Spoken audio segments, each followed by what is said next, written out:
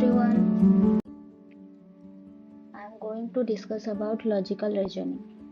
ତମମାନଙ୍କର exam ପହଞ୍ଚି ଆସିଲାଣି। ମୁଁ ଜାଣିବାକୁ ପାଇଲି ତମମାନଙ୍କର QLT ପେପର ଅଛି। ତ ଏବେ ତ ସବୁ ଆରମ୍ଭ କରିକି ସାରିବାଟା ପସିବଲ୍ ନୁହେଁ। ତମମାନେ ତ ପଢ଼ିଥିବ, ବାସ୍ ଗୋଟେ ସର୍ଟ ଟର୍ମ ରିଭିଜନ୍ ଟାଇପ୍ର ଆମେ କରିଦେବା। ତ ଟପିକ୍ ଆମେ କ'ଣ ଏବେ ଷ୍ଟାର୍ଟ କରିବା? Logical reasoning. ଆଚ୍ଛା, ଫାର୍ଷ୍ଟ ଅଫ୍ ଅଲ୍ ମୋତେ କହିଲ, ତମେ ଲଜିକାଲ୍ ରିଜନିଂ କହିଲେ କ'ଣ ବୁଝୁଛ? ଲଜିକାଲ୍ ଗୋଟେ ୱାର୍ଡ, ରିଜନିଂ ଗୋଟେ ୱାର୍ଡ। ଲଜିକାଲ୍ କୋଉ ୱାର୍ଡରୁ ଆସିଛି? ଲଜିକ୍। ଆଚ୍ଛା, ଆମେ କହିଲା ବେଳେ ବେଳେ କହିଦିଅନ୍ତିନି ତୁ କିଛି ଲଜିକ୍ ତ ଆପ୍ଲାଏ କର। ଲଜିକ୍ ତ ଆପ୍ଲାଏ କର ମିନ୍ସ ମନେକର ଡେଲି ତୁମର କ୍ଲାସ୍ ଟାଇମ୍ 10ଟାରୁ 1 ରେଗୁଲାର ବେସିସ୍ରେ ହେଇ ଚାଲିଛି। ମଣ୍ଡେ ଟୁ ଫ୍ରାଇଡେ ତମର କ୍ଲାସ୍ ଟାଇମିଂ 10ରୁ 1, ବଟ୍ ସାଟର୍ଡେ ଦିନ ତମ କ୍ଲାସ୍ ଟାଇମିଂ କ'ଣ? 10 to 12।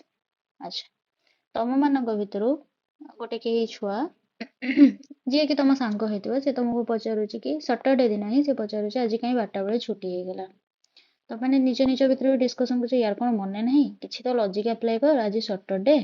ଲଜିକ୍ ଆପ୍ଲାଏ କର ମିନ୍ସ ଲଜିକ୍ ପର୍ଟିକୁଲାର ସେମିତି କିଛି ଗୋଟେ ନାହିଁ ମ୍ୟାଥମେଟିକ୍ସରେ। ଲଜିକ୍ ଗୋଟେ ଟର୍ମ ଯୋଉଟାକି ଆମେ ଦିମାଗ ଉପରେ ଜୋର ଡାଲିକି ଭାବି ପାରିବା ଯେ ଏଇଟା କ'ଣ ପାଇଁ ଏମିତି ହେଲା।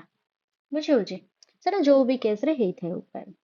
କିନ୍ତୁ ମେନ୍ ଜିନିଷ କ'ଣ, ଆମେ ମେଣ୍ଟାଲି ତାକୁ ପ୍ରୋସେସ୍ କରିବା ହେଲା।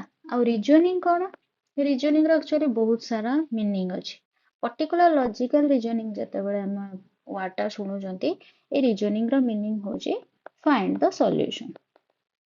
ସଲ୍ୟୁସନ୍ ଆମେ କାଲକୁଲେଟ୍ କରିବା।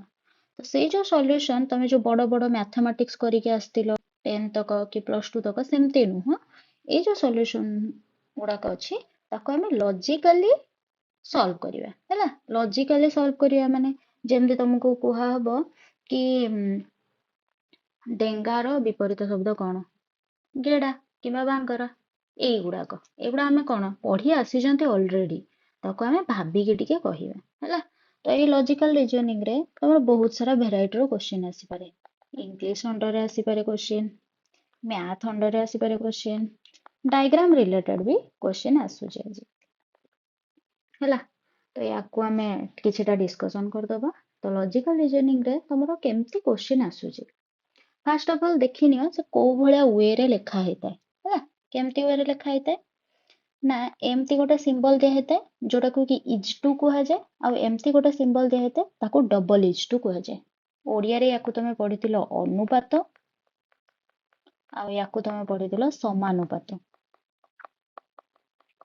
ହେଲା। ୟାକୁ ଇଂଲିଶରେ କହନ୍ତି ରେସିଓ, ୟାକୁ କହନ୍ତି ପ୍ରପୋର୍ସନ। ଆମର ଏତେ ଭିତରକୁ ଯିବା ଆବଶ୍ୟକ ନାହିଁ। ଯଦି ଏଇ ଯୋଉ ସିମ୍ବଲଟା ତମେ ଦେଖିଲ ୟୁଜ୍ ହେଇଛି, ତା ମାନେ ଜଣଙ୍କର ଆଉ ଜଣଙ୍କ ସହିତ ରିଲେସନ୍ ସିଏ ଦେଖଉଛି ହେଲା। ଯଦି ଏଠି ରହିଛି ରାମ, ଏଇ ସିମ୍ବଲଟା ଦେଲା, ତାପରେ ଲେଖିଲା ଦଶରଥ। ମତେ କୁହ ଏଠି ରିଲେସନ୍ କ'ଣ? ଯଦି ରାମ ଦଶରଥ ଲେଖିଛି, ଯଦି ଲେଫ୍ଟରୁ ରାଇଟ୍ ଆଡ଼କୁ ଯିବା ତାହେଲେ ଆମେ କହିବା ରାମ ହଉଛନ୍ତି ଦଶରଥଙ୍କର ପୁଅ।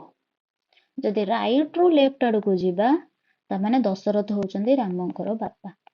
ଏତିକି ତମେ ଜାଣିଛ। ତ ଏଇ ଇଜ୍-ଟୁ ସିମ୍ବଲଟା ଦବାର ମିନିଂ ହଉଛି ଜଣଙ୍କର ଆଉ ଜଣଙ୍କ ସହିତ ରିଲେସନ୍ ଦେଖେଇବା ହେଲା।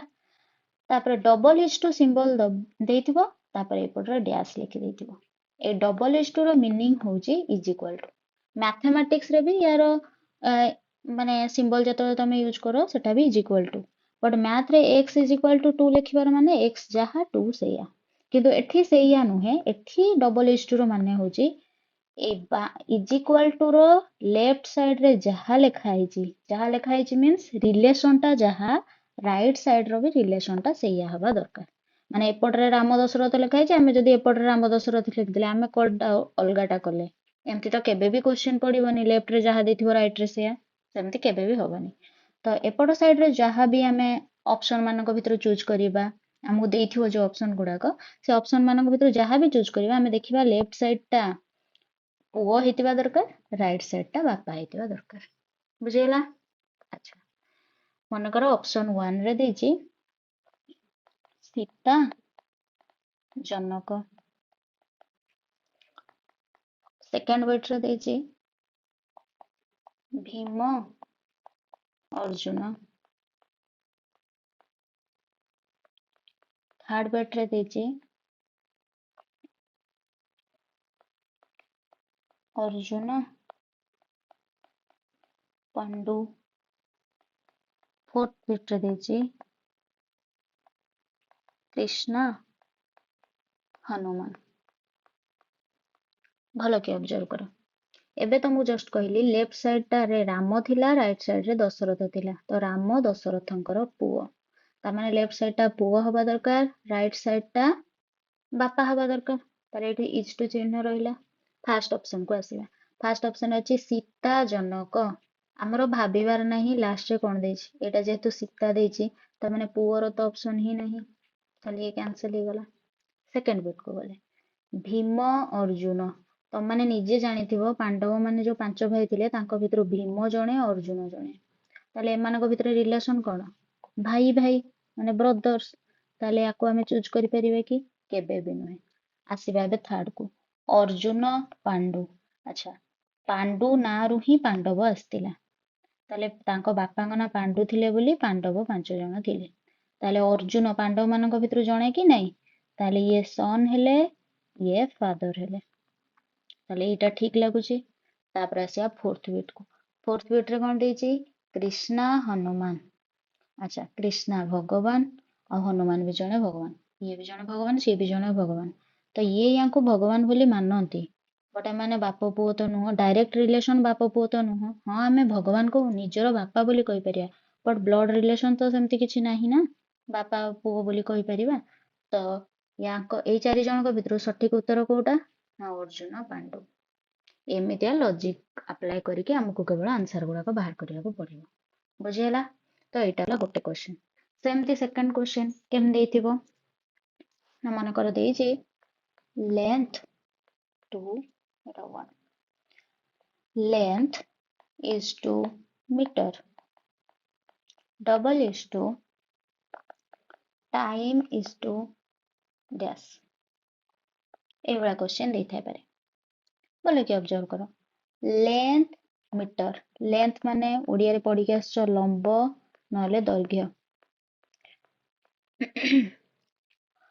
छोट श्रेणी रे तुम जते पढ़ी के आसछ तुमको कह जाय 5 सेंटीमीटर विशिष्ट एक सरल रेखा अंकन कर, 2 सेंटीमीटर विशिष्ट एक रश्मि अंकन कर, एवढा सब तुम करके आसछ।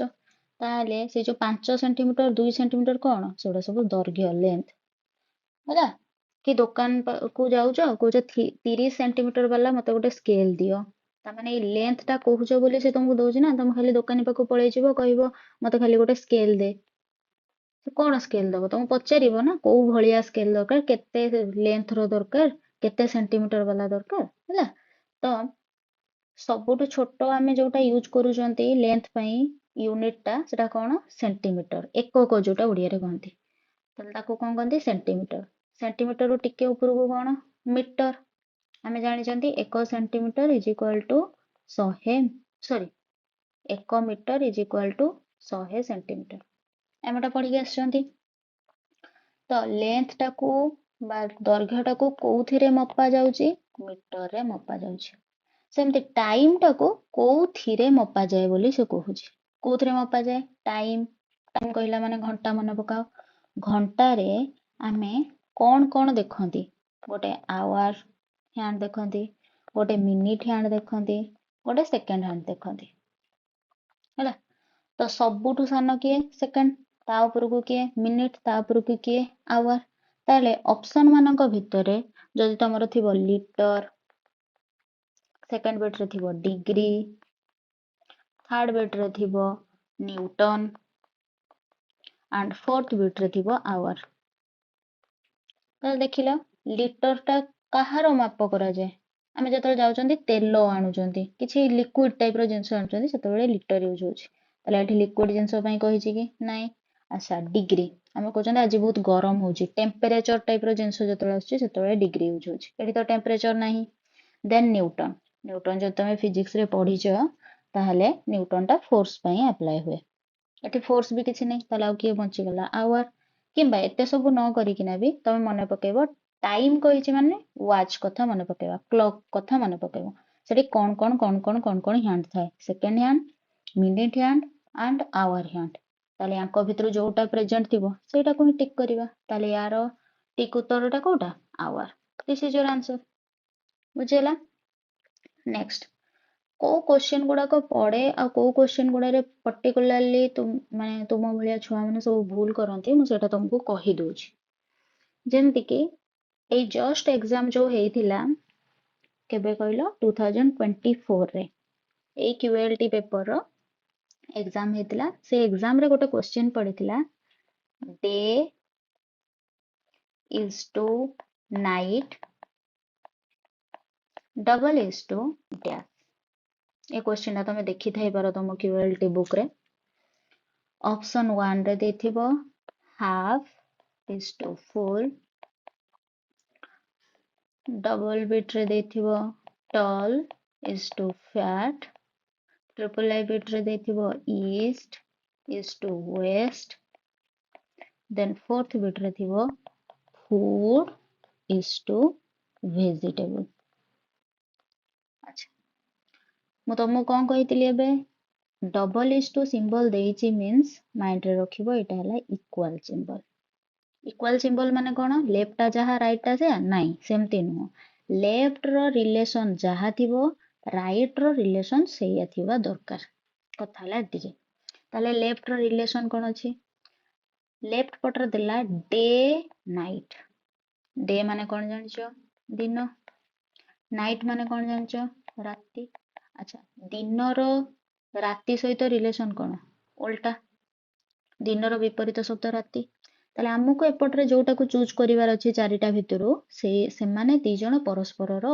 ऑपोजिट वर्ड हेतिबे माने विपरीत शब्द हेतिबे तो छुआ कौन करिसंती ना प्राय हाफ इज टू फुल को टिक मार देजंती आ तम मानक भितर भी बहुत जन को लागुथबो जे हाफ आउ फुल हबो काहे ना मैथ तुम माने जतले पढी देइछो तुम जानिछो हाफ आउ one row half rho one तुमको लागु जे एटा ठीक बोली किंतु सेटा ठीक नुहे केमती ना फुल जो जिनसटा तुम पढुछ तुम मन पका तुम कहूछ आम 100 आउट ऑफ 100 रखिदेलु फुल रखिदेलु ए केस रे तुम कहूछ फुल तुमर आउ गोटे सांग से फुल रखिलानी से कहूछ मु किछि रखी ही नाही किछि रखिनी माने केते 0 आउट ऑफ 100 शून्य रखिछि 100 रु ता माने ये जदी फुल हैला ये कोन नील ना नाही जोटा को हमें एम्प्टी कहउचंती ओडिया रे कि हमें शून्य कहउचंती जोटा संपूर्ण तार उल्टाटा कोन तार उल्टा कोन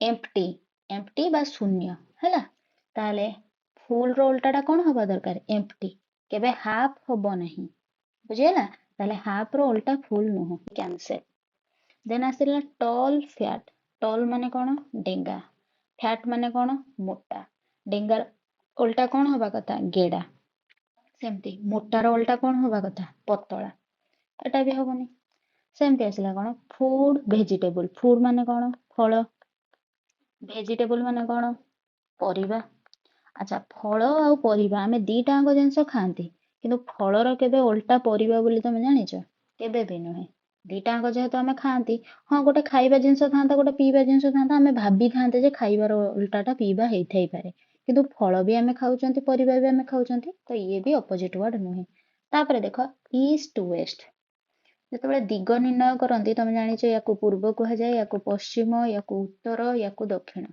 इंग्लिश रे लिखले ये ईस्ट ये वेस्ट ये नॉर्थ ये साउथ हैला ताले से ईस्ट कहिची ता माने पूर्व वेस्ट कहिची ता माने पश्चिम अच्छा भलो कि ऑब्जर्व करो दी जण कर ऑपोजिट हैला ना हैलानी जदि भी एथिरु न जानि परछो एई जिंसटा मने पडुनी तमे मने पकेबो कोन सूर्य को कथा तमे कोन पढी के आछो छुआ बेलु सूर्य पूर्व दिगरे उदय होंती पश्चिम दिगरे अस्त जांती ताहले जो दिगरे उदय होंती से दिगरे अस्त जांतीनी जो दिगरे अस्त जांती से दिगरे उदय होंती ताले दी जण कर उल्टा हैला ताले एटा हबो कि नै टिक चिन्ह हैला ठीक ऑप्शन कोटा ताले ईस्ट वेस्ट ताले डे नाइट रो ठीक ऑप्शन कोन ईस्ट वेस्ट बुझेला अच्छा ए रिसेंट एग्जाम हेइथिला मासे पूर्वरु तमरो ତମ ସିନିୟର ମାନଙ୍କର ଯୋଉମାନେ ଏବେ 4th ସେମି ସାରିକି 5th ସେମି ପାଇଁ ପ୍ରିପେୟାର ହଉଛନ୍ତି ସେମାନଙ୍କର ଗୋଟେ କ୍ୱେଶ୍ଚିନ୍ ପଡିଥିଲା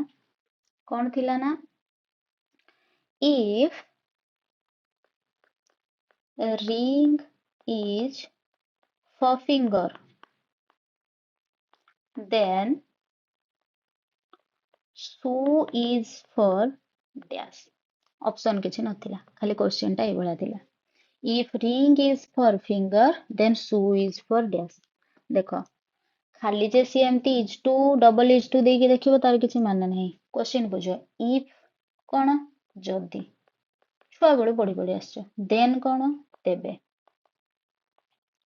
ତମେ ଯେତେବେଳେ ଘର ଲୋକ ବି କହିଥିବେ ଯଦି ତୁ 10th ରେ ଏତିକି ମାର୍କ ରଖିଦବୁ ତାହେଲେ ତତେ ଏଇଟା ଦିଆହବ ତାମାନେ ଯଦି ତମେ ରଖିବ ତାପରେ ସିନା ଆକ୍ସନ ର ରିଆକ୍ସନ ଆସିବ ଏଇଟା ହେଲା ଆକ୍ସନ ଏଇଟା ହେଲା ରିଆକ୍ସନ ତାହେଲେ ଆକ୍ସନ ରେ କଣ ଦେଇଛି ରିଙ୍ଗ ଇଜ ଫର ଫିଙ୍ଗର ଠିକ ନା ନାଇଁ ଠିକ ରିଙ୍ଗ ମାନେ କଣ ମୁଦିଟାକୁ କୋଉଠି ପିନ୍ଧାଯାଏ ଆଙ୍ଗୁଳିରେ ସେ ଗୋଡରେ ହଉ ହାତରେ ହଉ ଯୋଉଥିରେ ହଉ କିନ୍ତୁ କୋଉଠି ପିନ୍ଧାଯାଏ ଆଙ୍ଗୁଳିରେ ସେମିତି ସୁ ଇଜ ଫର ଡ୍ୟାସ୍ ମାନେ ସୁଟା ତମେ ଯୋଉ ଜୋତାଟା ପିନ୍ଧୁଛ ଜୋତାଟା କୋଉଠି ପିନ୍ଧୁଛ ମୁଣ୍ଡରେ ପିନ୍ଧୁଛ କି ନାଇଁ ପାଦରେ ହିଁ ପିନ୍ଧୁଛ ତ ପାଦକୁ କଣ କହିବ ଫୁଟ ଏଇ କ୍ୱେଶ୍ଚିନ୍ ପଡିଥିଲା ବୁଝିହେଲା ସେମିତି next question this is your fourth question next question ଆସିଥିଲା କଣ ନା court is for justice then can you say that school is for dash ନିଜେ ଭାବି କୁହ କୋର୍ଟ ରୁମ ରେ କଣ ଦିଆଯାଏ ଜଷ୍ଟିସ ଦିଆଯାଏ ମାନେ ଯୋଉ ଅନ୍ୟାୟଟା ହେଇଥାଏ ତାକୁ ନ୍ୟାୟ ମିଳେ କୋର୍ଟରେ ସେମିତି ସେ ପଚାରିଛି ଦେନ୍ କ୍ୟାନ୍ ୟୁ ସେ ତମେ କହିପାରିବ କି ସ୍କୁଲ ଇଜ ଫର ଡ୍ୟାସ୍ ତମେ ସ୍କୁଲ କୁ ଯାଉଛ ସ୍କୁଲ ବିଦ୍ୟାଳୟରେ କଣ କରାଯାଏ ପାଠ ପଢାଯାଏ ତାହେଲେ ପାଠ ପଢା ଯୋଉ ଦିଆଯାଉଛି ତମେ ଶିକ୍ଷା ନଉଛ ଶିକ୍ଷାକୁ କଣ କୁହାଯାଏ ଏଜୁକେସନ ବୁଝିହେଲା ଏଇ ଟାଇପ ର ହିଁ କ୍ୱେଶ୍ଚିନ୍ ଆସିବ ଏତେ ବି କିଛି କମ୍ପ୍ଲିକେଟେଡ କ୍ୱେଶ୍ଚିନ୍ ଆସିବନି ତ ମୁଁ ଯେତିକି ଇମ୍ପୋର୍ଟାଣ୍ଟ କ୍ୱେଶ୍ଚିନ୍ ଥିଲା ଡିସ୍କସନ କରିଦେଇଛି ତମାନେ ଦେଖ ଯଦି କିଛି ଆଉ ବୁଝି ନ ହଉଛି ତାହେଲେ ମତେ କୁହ କମେଣ୍ଟରେ ଲେଖିକି ଦିଅ ଯେ କୋଉ ଜିନିଷ ଉପରେ ମୁଁ ଟିକେ ତମର ଡିସ୍କସନ କରିବି ତମର ରିଭାଇଜ ଟାଇପ ର ହେଇଯିବ ଆଉ ଠିକ ଅଛି ହୋପ କରୁଛି କି ବୁଝି ଆସୁଥିବ ଯଦି କିଛି ଡାଉଟ ରହିଲା ୟାରି ଭିତରେ ତାହେଲେ ମତେ ନିଶ୍ଚୟ ଜଣା ଥ୍ୟାଙ୍କ ୟୁ